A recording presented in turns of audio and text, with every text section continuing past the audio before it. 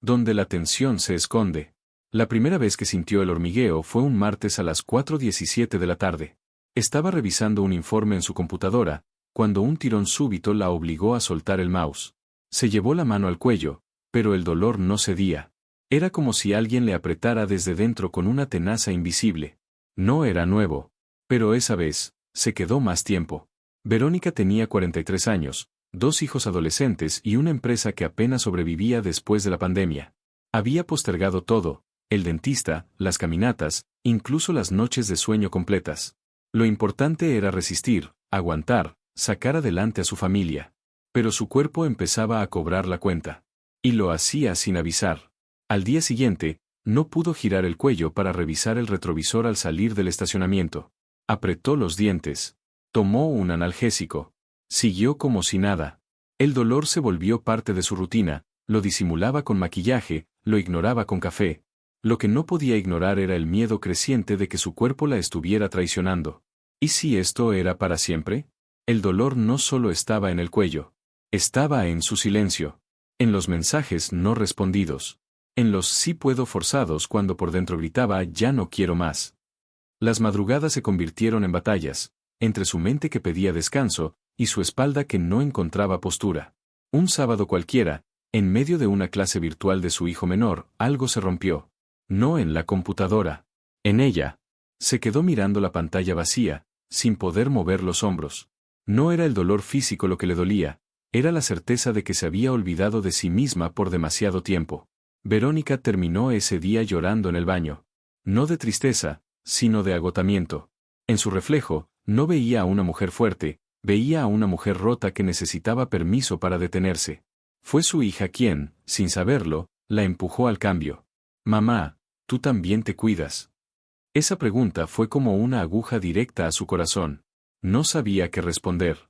Y ahí, justo ahí, empezó a sanar. Los primeros días fueron torpes. Se sintió ridícula haciendo estiramientos frente al espejo.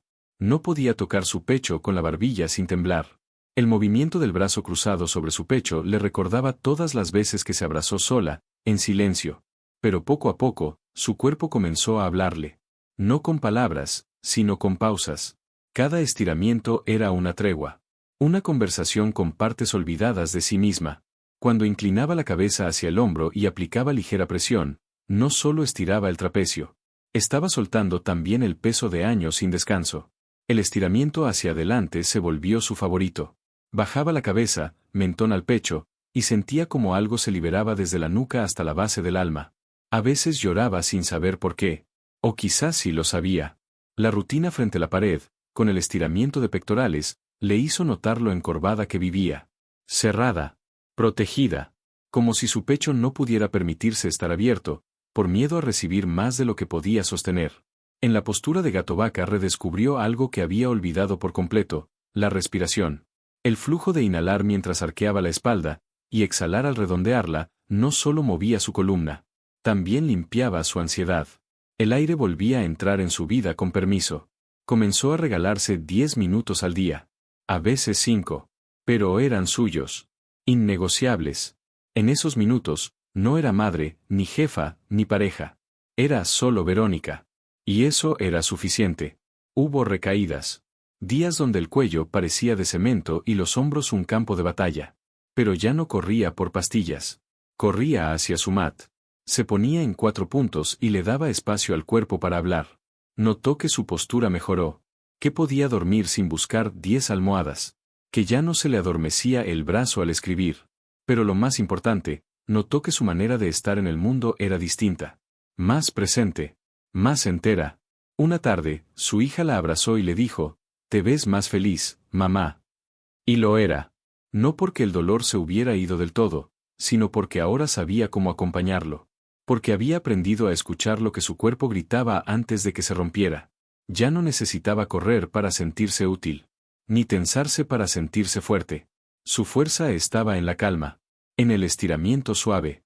En el gesto cotidiano de volver a sí misma. Había entendido algo que ninguna medicina le había dicho, que sanar no es hacer más. Es hacer diferente. Reflexión final. A veces, el cuerpo no duele solo por tensión física. A veces, duele por todo lo que callamos, por todo lo que dejamos para después. Y en esa rigidez, hay un mensaje que espera ser escuchado. Escuchar al cuerpo es un acto de amor. Estirarlo con suavidad, una forma de reconciliarnos con lo que somos. Porque sanar, muchas veces, no es correr más rápido, sino detenernos. Respirar. Y empezar, de nuevo, desde adentro.